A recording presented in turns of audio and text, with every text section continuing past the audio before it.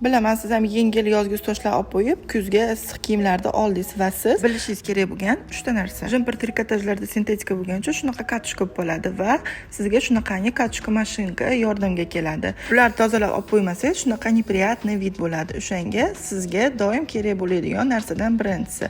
Ikkinchisi, mana shunaqangi qora kiyimlarda har xil iplar, matolarda changi, balkim hayvonlarda tuklari ham o'tirib qolishi mumkin.